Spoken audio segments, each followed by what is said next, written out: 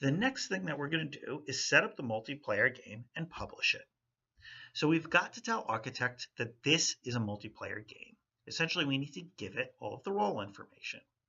We'll then need to test our game to figure out changes we should make in order for it to be more usable.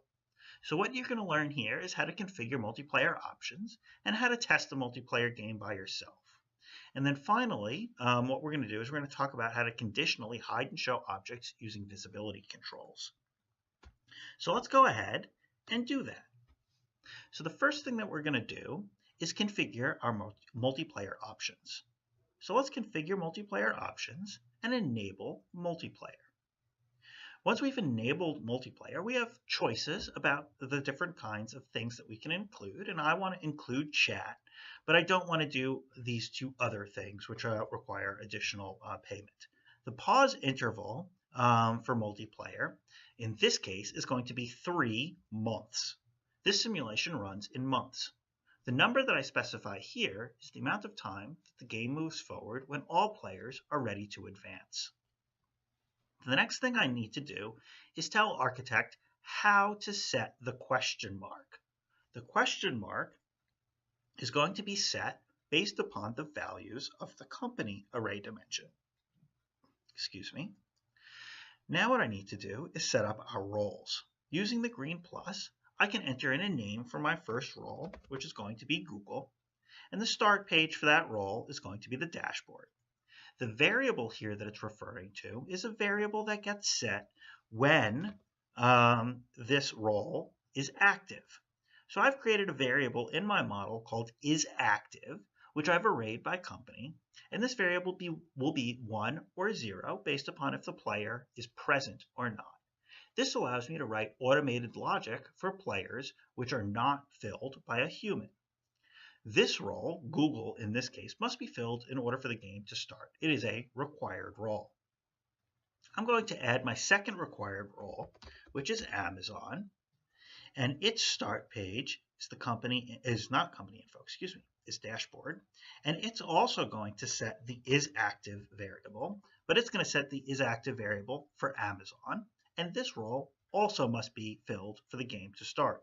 So what I'm saying is that this game must be played by at least 2 players. But when I go to add the third player, Apple, I'm going to say that Apple isn't necessarily required in order for the game to work. So the model, if you study it when we send you the resources after the webinar, will show you how to implement this automated player logic. So I'm going to uncheck that this role must be filled in order for the game to start.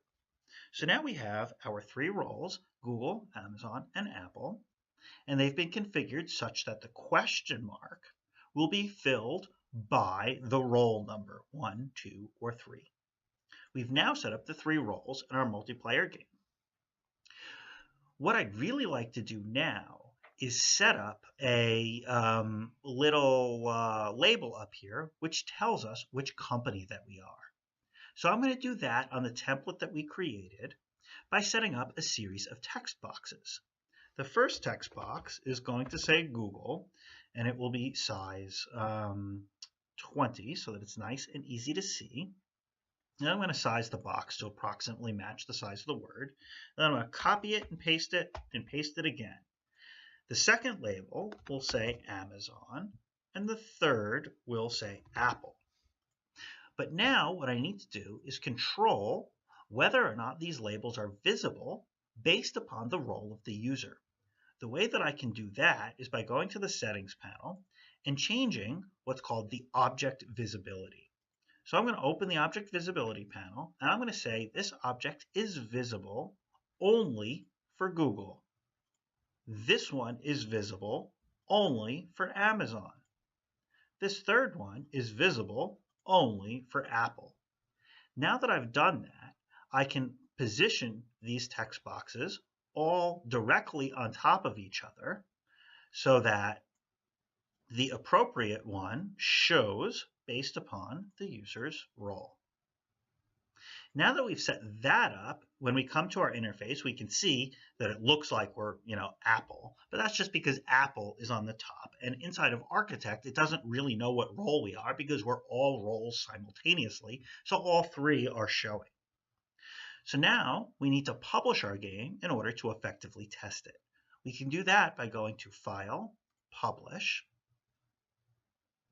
And because I'm already logged in to the isee Exchange, it brings me to my list of simulations.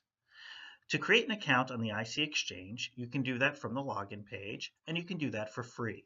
This account is currently separate from your isee Systems account, but we do have plans to combine the two, and there are options for linking them. So what I'm going to do now is add a new simulation. This simulation I'm going to call Price War Webinar. And I could describe this simulation and give it keywords if I wanted to increase its position in the rankings inside of the isee Exchanges directory, but in this case I'm not interested. But in order to publish the simulation for free, I need to agree to the Creative Commons license for my interface, not my model, just my interface, so that I can host it for free. I'm going to add this simulation and then hit the upload button to upload my simulation content to the web. When it's done, I can now scroll into the list of simulations and hit the view link, and this gives me a URL for my simulation, which I'm going to copy and bring into Google Chrome so that we can test this simulation. So now that I've found Google Chrome here, I'm going to close the old simulation and I'm going to paste in the new URL. So you can see here now that just like in the original game, it's prompting me for a nickname. So I'm going to say that I'm Billy, and I have the ability to also create a session.